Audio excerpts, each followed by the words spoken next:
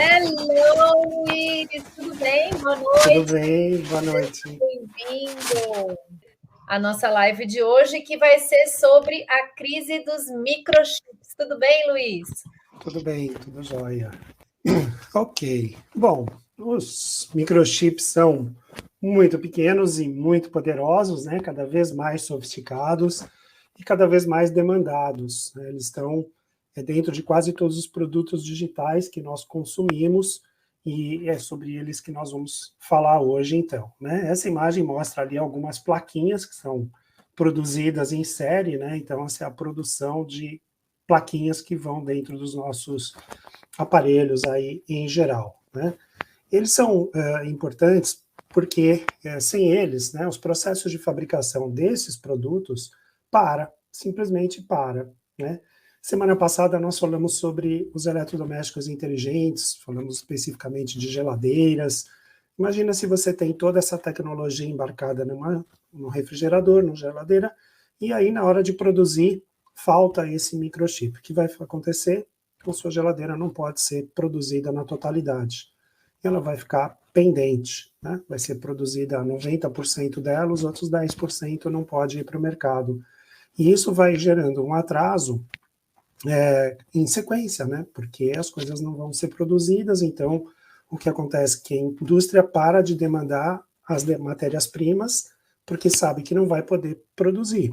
E aí começa isso como uma cadeia, né? Uma cadeia negativa, né? Um ciclo vicioso, e que isso é precisamente o que está acontecendo no mercado mundial hoje em dia. O desabastecimento global de semicondutores, ele foi além de tudo que havia sido previsto, porque de um lado a gente tem a demanda acelerada, a demanda foi disparada, principalmente depois da pandemia, então as pessoas ficaram mais em casa, começaram a consumir itens eletrônicos e eletrodomésticos que antes não consumiam. Esses dias eu estava vendo sobre os aspiradores robôs, né? As pessoas estão adotando os robôs como pets, dão nome para os robôs. Já Que viu isso? Não, não vi. Então, diz que quando o robô quebra ou acontece alguma coisa, as pessoas estão experimentando sensações de perda como se elas estivessem perdendo um pet, porque Nossa. elas ficam dentro de casa e o robozinho fica andando para lá e para cá e tropeçando nos móveis, eventualmente até às vezes quebrando alguma coisa. E ele acaba sendo um comportamento muito parecido com o pet, que quando chega na casa não consegue, né, lidar bem com as coisas ali, quebra uma outra coisa, estraga tal. E tá uma presença sempre ali, né? Então, o robozinho andando para lá e para cá, as pessoas trabalhando em home office ou estudando dentro de casa, né, acabam tomando o robozinho como um animalzinho. Não sei se você assistiu aquele filme, em inglês chama Her. Uhum. Você assistiu esse filme? Sim, sim. Que é com o Joaquim Phoenix, que ele se apaixona pela inteligência artificial dele. É esse, a pessoa está tão sozinha, né? É, Conversando com a inteligência artificial que. e ali ainda tem um motivo, né? Porque tem uma inteligência, tem uma interação de fato, né? Mas se você olhar um simples eletrodoméstico, só o fato dele obedecer ao seu comando, então as pessoas dizem assim, eu tinha que dar o comando para o aspirador iniciar ou fazer alguma coisa, porque caiu ali especificamente. Então, já que eu ia ter que dar o comando de voz, eu dei um nome para ele. E aí começa a chamar pelo nome, e aí pronto, aí começa o apego e a afetividade, embora o robô não responda, né, não interaja, mas é um fenômeno isso, né? E então isso, né, durante a pandemia foi intensificado, claro que não só os robôs, os aspiradores, muita coisa foi comprada aí durante a pandemia. Então, de um lado, aqueceu muito a demanda e de outro lado, as paradas que a gente teve durante a pandemia. Então, a gente pode mudar de imagem só para não ficar nessa. É, outra linha de placas, né, de semicondutores. Não mudou aqui, Carol. Desculpa. Imagina. Esse aqui? Uma Para outra mim, linha esses de. semicondutores pode ser qualquer figura que eu não sei o que é. Tá certa essa aí? Tá certo. É só você abrir aí um equipamento qualquer seu aí, você vai encontrar um monte de plaquinhas dessas aí, Eu não abro com, nada. com os respectivos microchips e demais componentes aí que completam o circuito eletrônico, né? Os resistores, capacitores, bobinas, etc., eventualmente memórias, né? Que também são semicondutores, né? Então, o que aconteceu? Conforme as atividades foram retomadas, né, depois das paradas aí do ano passado e de boa parte desse ano, né, o que aconteceu foi que houve aí uma explosão na demanda, né? Então, as pessoas, às vezes, quiseram compensar um pouco esse tempo parado, né? Então, houve um movimento acelerado de volta à economia, e, e o que aconteceu é que essa cadeia de suprimentos mundial já estava muito é, impactada pelas paradas que aconteceram, né? As paradas, você imagina, um porto que fecha que os trabalhadores do porto têm que ir para casa porque não podem trabalhar. Os navios que estão lá esperando para parar não conseguem, né, entrar naquele porto, tem que ficar lá no meio do oceano. E vez ou outra, uma embarcação dessa tem um caso de Covid, que pelo confinamento acaba passando para os outros trabalhadores do navio, que tem que então ir para um porto, ir para o hospital e passar lá 15, 20 dias no hospital, para que aquela tripulação possa voltar àquela embarcação e seguir viagem. Então, tudo isso vai, né, impactando, e é um coquetel bastante sofisticado, né? Então, a gente teve paradas de fábricas na Ásia, né? A gente sabe que boa parte das coisas são produzidas hoje no mundo estão no mercado asiático, né? As indústrias são asiáticas. Teve a parada dos portos, que são os principais portos, a gente vai ver mais adiante, e tudo isso, então, trouxe uma escassez de microchips, como nunca se viu antes, tá? Na próxima imagem, a gente começa a falar um pouco sobre a situação das entregas mundiais aí, né, de portos. Então aí uma imagem de um porto parado, né, praticamente sem movimentação, que aconteceu então durante algumas vezes essa política, principalmente chinesa, de enfrentamento total à Covid, né, o Covid zero, tal. Qualquer suspeita para tudo, né, vem todo mundo para casa, para tudo, e acontece então esses problemas que vêm se multiplicando, né, ou se acelerando cada vez mais. Tá? Na próxima imagem, a gente vê também uma imagem bem impactante, né? O pessoal da polícia lá, que está vigiando, né? Se realmente as pessoas pararam de trabalhar ou durante as épocas que não poderia, né? E pode-se dizer que a base do problema todo foram essas paradas, né? No próximo slide, a gente vê os portos, que são os principais portos do mundo, né, em volume de mercadorias. Pode ver que dos 10 portos, a gente tem 8 na China, ou melhor dizendo, 7 na China, né? Um em Singapura, e um na Coreia do Sul, e o último na Holanda. Então veja aqui uma parada na China impacta nos 7 principais portos no mundo, né? E os volumes transportados por esses portos são muito grandes. Para você ter uma ideia, o Brasil, nosso Porto de Santos, maior porto da América Latina, está em 43º lugar nesse ranking.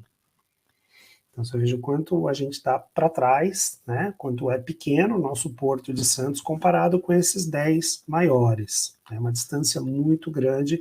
Você vê o impacto que isso pode trazer na economia mundial, né? Principalmente um setor que está sofrendo muito com isso é o setor automobilístico. A gente pode ver na próxima imagem um carrinho lá sendo produzido, né, por robôs, aí uma indústria já bastante robotizada, como a gente falou lá na live do Indústria 4.0, com a Tati, e que está sendo, então, prejudicada porque você não consegue terminar o veículo, né? Você precisa ter uma série de componentes eletrônicos embarcados nesse veículo, que vão lá da direção assistida, do freio ABS, do controle de tração, do motor, do controle automático da potência, do cinto que avisa se você não colocou o cinto, do piloto automático, do limpador de para-brisa que liga automaticamente quando bate a chuva no para-brisa, da lanterna que acende quando você entra no túnel, enfim, tudo isso é eletrônico, né? E 80% dessa produção vem de Taiwan, da Coreia do Sul. Então, você tem realmente um impacto muito grande nessas indústrias, né? E isso chegou aqui no Brasil, né? No próximo slide a gente pode ver que a nossa demora para entrega de carros chega a 180 dias, né?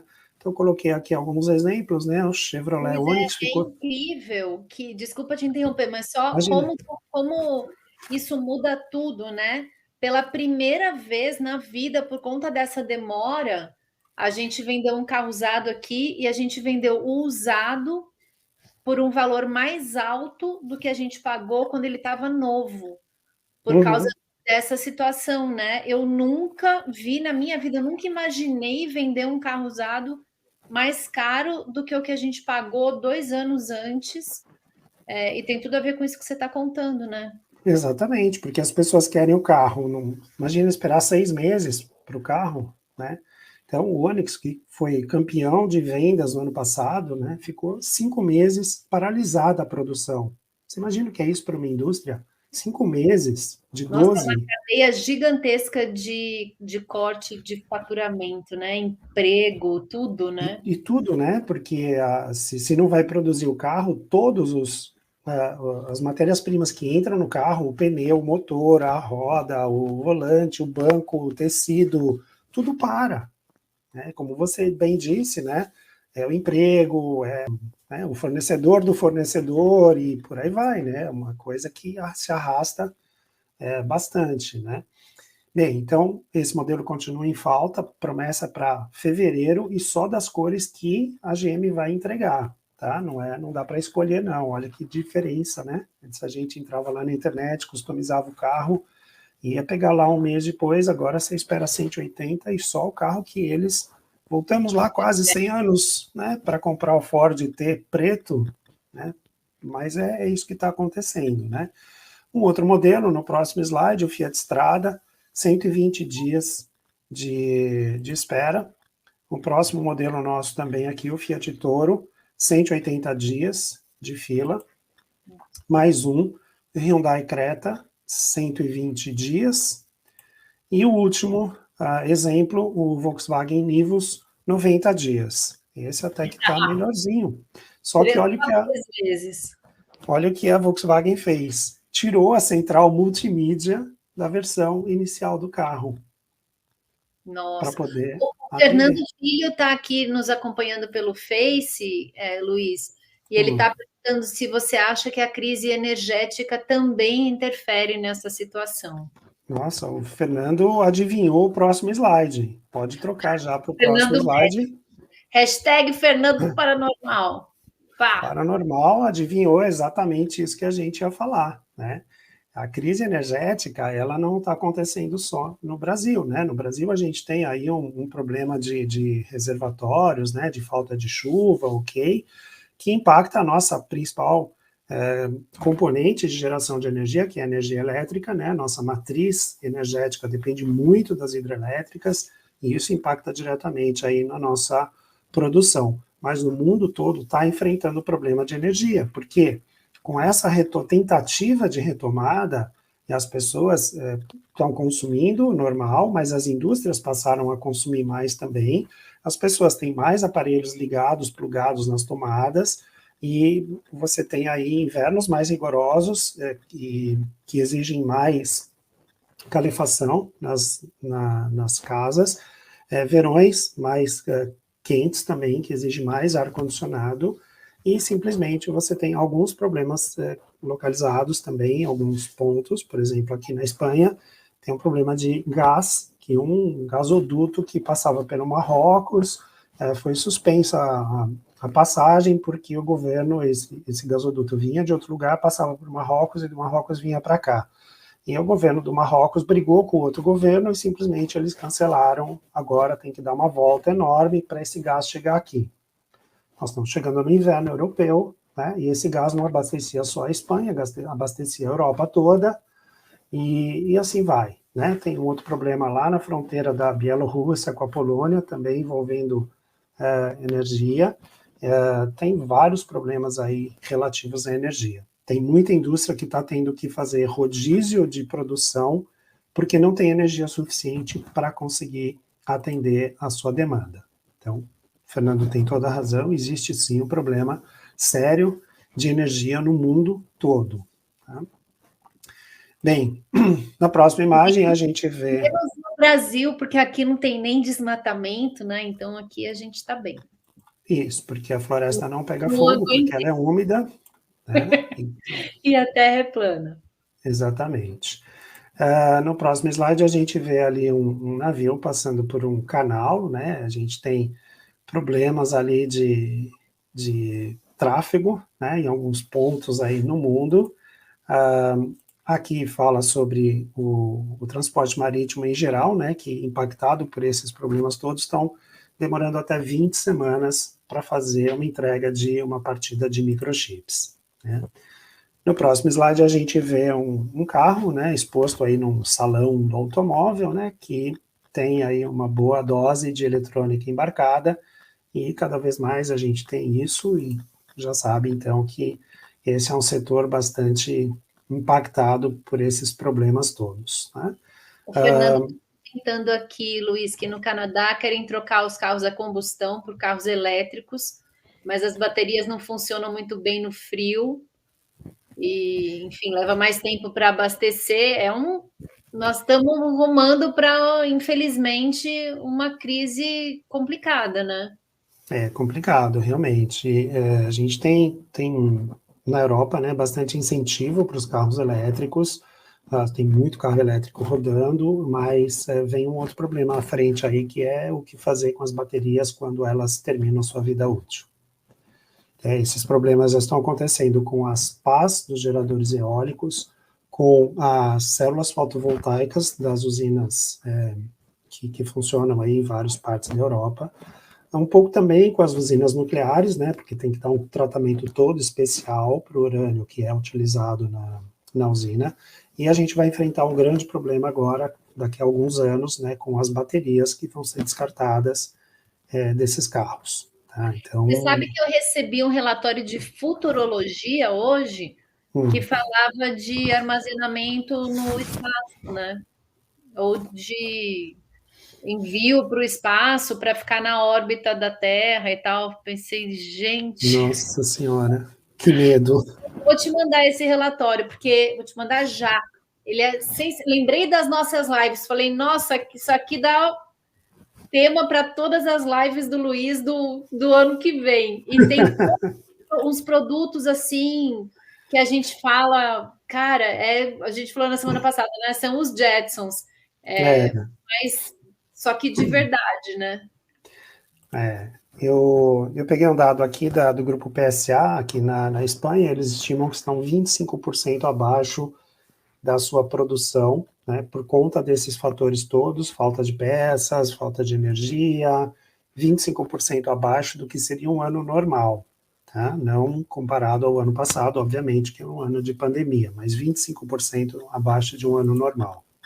Nessa próxima imagem, a gente vê um pátio com vários carros inacabados. Essa é de uma outra indústria daqui, chamada Skoda, que também está paralisada, com greves, com vários problemas, porque eles também não conseguem terminar os carros para colocar à venda. Né? Então, vários aí tem problemas com sindicatos, redução de turnos, muitos problemas acontecendo aí pela indústria automobilística em geral. Tá? Bem, na próxima imagem a gente vê um navio cargueiro bastante robusto aí, desses mega que cada vez mais estão sendo feitos por aí. O problema hoje é que você não encontra mais disponibilidade nesses navios. Quando você encontra, você não encontra containers. Então, há falta de embarcações, há falta de containers, há falta de mão de obra, há falta de espaço de armazenamento nos portos. Tudo isso e mais um pouco. Só isso, né? só, tá fácil. Então, na próxima imagem, você vê um porto desses grandes aí, né, da Ásia, lotado de container, né, e as operações são cada vez mais demoradas, no geral, aí no âmbito das operações marítimas, tá? Então, mais uma imagem, que também um porto ali abarrotado de containers, né? Então, você imagina que esses containers, mas você está falando que está faltando container, está cheio aí, né? Está cheio, mas eles não estão nos lugares onde eles deveriam, né? Ou eles não estão vazios para poder receber a carga que deveriam. Então, você tem esses problemas, o navio demora para conseguir atracar, demora para conseguir fazer a sua operação, então tudo reduzido, atrasa a operação, e o navio que fazia isso em 1, 2 dias, agora demora vários dias, né, dentro do porto para conseguir fazer lá a descarga, a carga nova e seguir viagem, né? Isso faz com que, no próximo slide, a gente veja um congestionamento de navios, né? Então, você vê a quantidade de navios que estão parados ali à espera da sua vez para atracar e fazer, então, a sua operação, né? E E essas a gente operações... no Brasil com crise estou lembrando da crise dos caminhões que parou o país, né? Olha que loucura. Pois é. Então, um navio que demorava 1, 2 dias para fazer a sua operação, chega até esperar 60 dias para poder entrar no porto. Você já imaginou ficar 2 meses esperando, né? No meio disso tudo, a gente ainda teve um outro probleminha, que foi lá no canal de Suez. Na próxima imagem, a gente vai ver, você vai lembrar daquele navio que ficou travado lá no meio do canal, né? Ficou ali por 6 dias. Então, demoraram 6 dias para conseguir tirar esse navio dessa posição. Isso foi em março desse ano, né? Não parece que faz mais tempo, né? Mas ele impactou o trânsito de 300 embarcações. Nesses 6 dias, ele impactou 300 embarcações.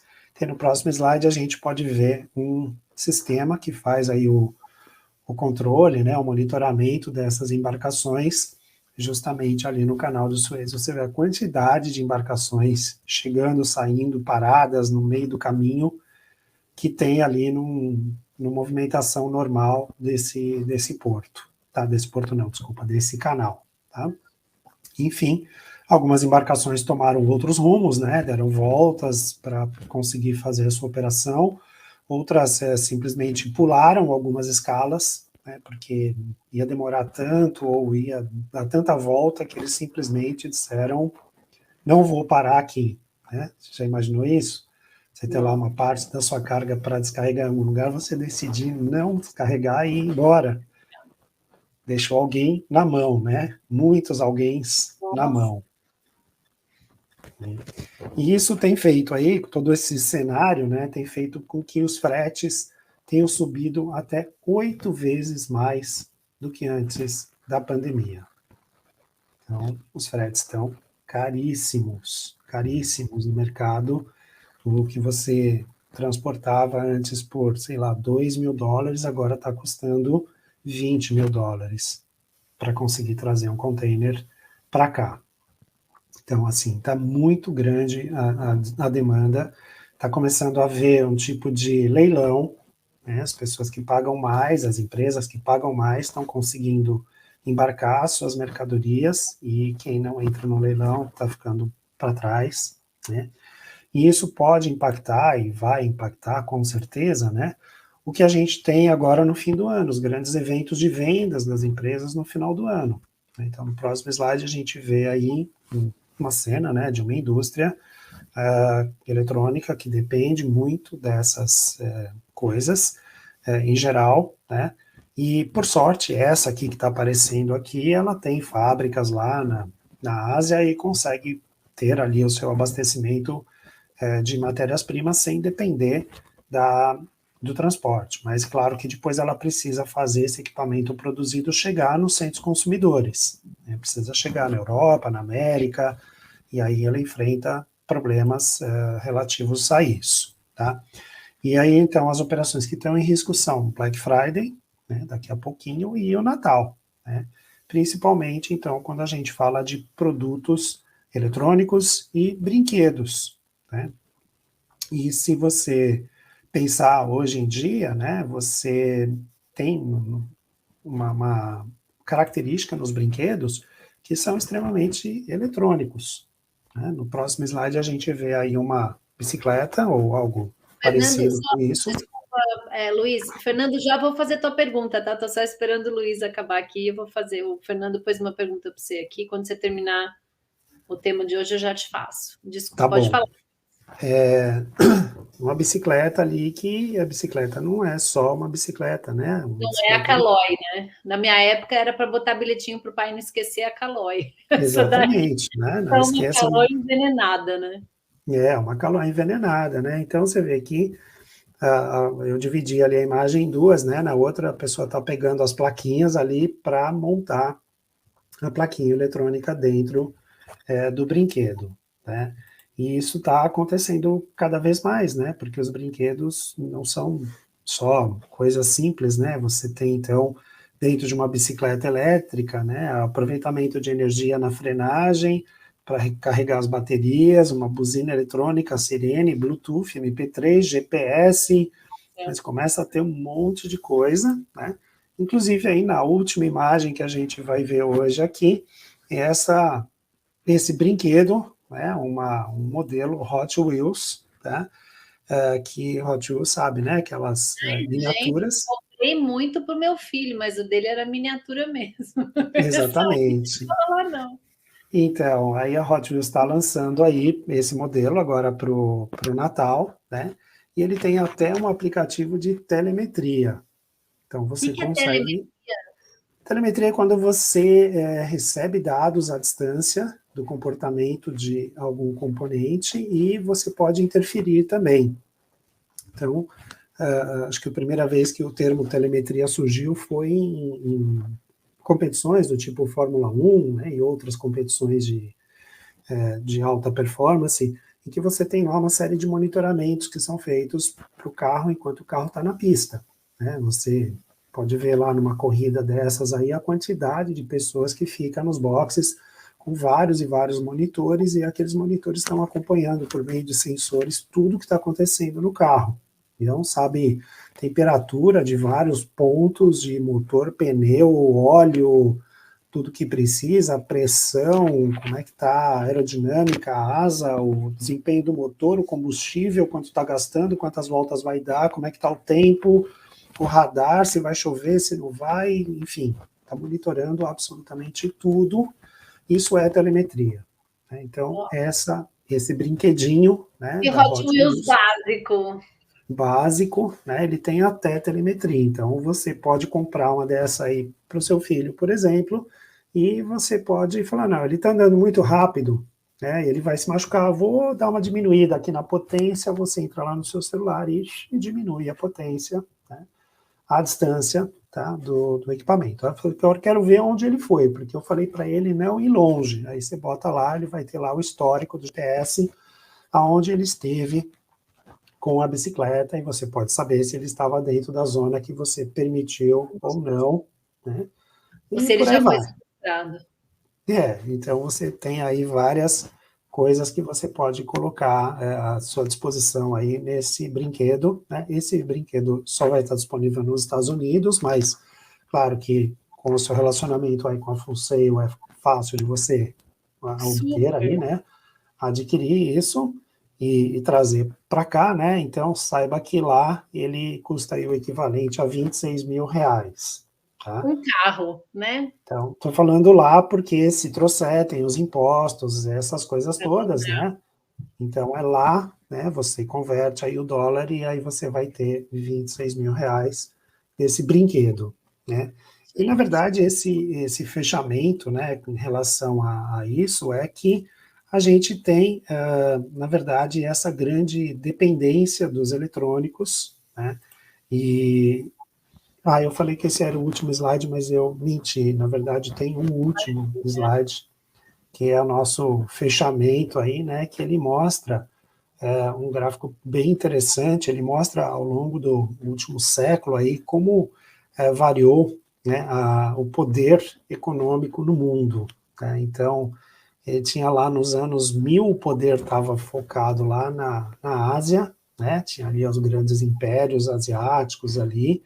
Depois, lá para os anos 1500, ele se aproximou um pouco mais do Ocidente, que foi a época dos descobrimentos, né? Floresceu ali as nações, né, que tiveram acesso aos grandes descobrimentos. Já para a época de 1800, 1900, ele pulou muito próximo para o lado ocidental, principalmente para a América, para os Estados Unidos, né? E ali na América ele foi de 1913 até 2000, praticamente os Estados Unidos hegemônico, né? Também por conta das grandes guerras aí, né, das forças aliadas que venceram as grandes guerras, e com isso o poder econômico aumentou ainda mais para os Estados Unidos. E de 2000 para cá, o que tem acontecido é que o eixo tem se deslocado novamente para a Ásia. Né? Então, de 2010 ele já tinha aí metade do caminho perdido, e projeção para 2025 ele já está muito mais para a Ásia novamente do que para a América, né? E isso quer dizer o quê? Que nós, nos últimos anos, e muitos anos, talvez uns 20 anos, no mundo ocidental, temos optado por deixar de produzir e levar as coisas para deixar, né, as coisas serem feitas na Ásia e importar mais barato. Então, a gente está se desindustrializando, muitos e muitos países do Ocidente se desindustrializaram, porque praticamente alguns não compensava você produzir mais caro do que alguém fazia ou trazia mais barato, ou porque você mesmo resolveu não correr mais os riscos da produção e simplesmente ser uma trading e trazer as coisas de fora, e aposentou a sua indústria, tirou as suas máquinas. Ok, agora nós somos totalmente dependentes dessa indústria asiática, tanto na questão da produção quanto na questão do transporte. E esse impacto todo que a gente está vendo no mundo todo é um reflexo imediato disso, que a gente ter deixado aí a produção toda ficar focada no mercado asiático. Aguardando cenas dos próximos capítulos, né, Luiz? Vamos ver Exatamente. Onde vai.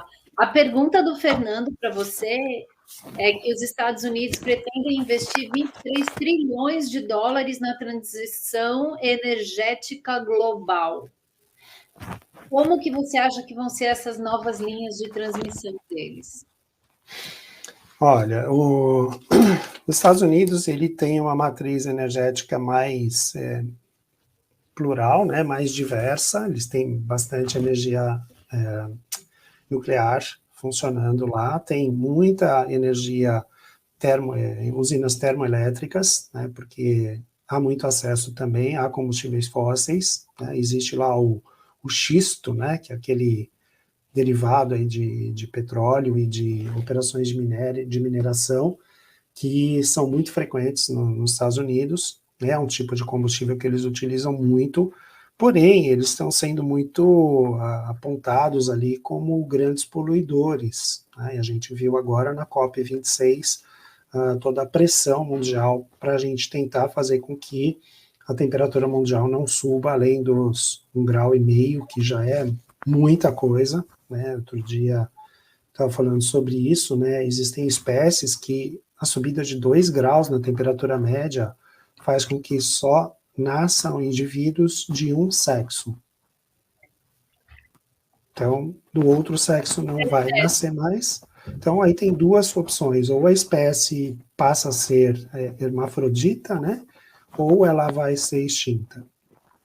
Então, 2 graus apenas de diferença já é capaz de fazer isso. Né?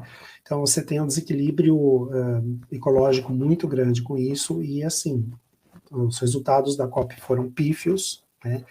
E a gente não sabe realmente, esse futuro tá bem feio, né? Mas eu acho que os Estados Unidos, assim como o resto do mundo, deve optar por energias renováveis, tentar tirar um pouco essa pressão, né? Então, a energia eólica, a energia solar, né? E a solar tem vários tipos, né, que você pode fazer, desde o aproveitamento da temperatura, né? Então você foca por espelhos, né? Tem usinas que focam a energia solar e mandam calor para um determinado ponto, aquilo esquenta e gera o vapor, e o vapor gira a turbina e gera energia elétrica. Tem outros que são com as placas fotovoltaicas, que geram energia elétrica diretamente pela conversão, e tem também aqueles que aquecem por serpentina, né, a água, que vai muito aí nas residências e tudo mais. Então, você tem vários tipos de aproveitamento da energia solar, e tem a energia mecânica do mar também, mas esses projetos ainda são incipientes, não tem escala de produção, né? Então, basicamente, eu acho que eólico e solar são aí as principais apostas para tirar um pouco esse peso do desgaste do meio ambiente. Muito bem, muito bom. E o Jorge comentou aqui, Jorge Amano comentou que no mercado que ele trabalha também está enfrentando longos períodos de espera para a fabricação de placa de circuito impresso, tempo médio de 12 semanas também. Nossa, 3 meses, coisa para caramba, né? Ai, Muito ai, tempo, vamos né? lá, só rezando. Jorge, ex-aluno querido, um abraço, Jorge, saudades. Vai Sempre longe, Luiz, agora, hein, Jorge? Só pelas lives, hein? só pelas lives. Vamos aqui na fé. Semana que vem a gente tem live ou estamos encerrando os Não, estamos firmes e fortes. A semana que vem a gente vai fazer uma viagem também, uma viagem virtual por um novo universo que está chegando por aí, né? Vamos falar do metaverse. É ele, onde não tem lixo, onde tudo é lindo, somos todos magros, maravilhosos. Todos avatares lindíssimos, ambientes cleans, né? Cools, tudo muito bonito.